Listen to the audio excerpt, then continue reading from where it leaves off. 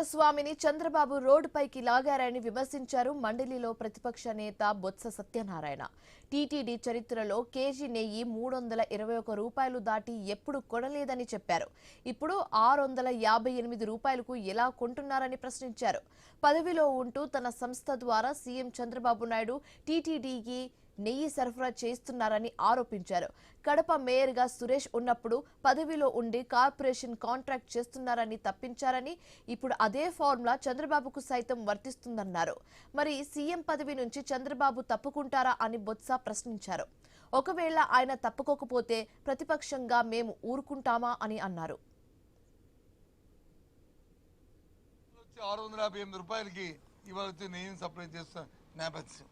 ఈ ఇందాపూర్ సంస్థ ఎవరిదో కాదు, సొంతంగా హెరిటేజ్ సంస్థకు సంబంధించిన సంస్థ. ఇదిగో వాళ్ళ వెబ్సైట్లోనూ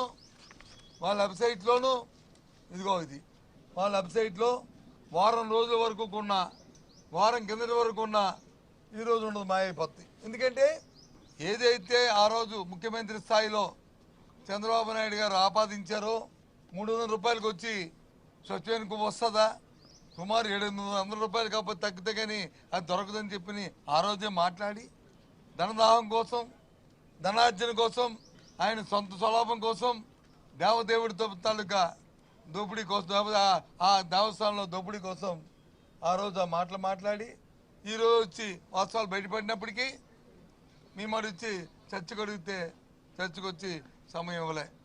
ఇవాళ వచ్చి 658 రూపాయలకి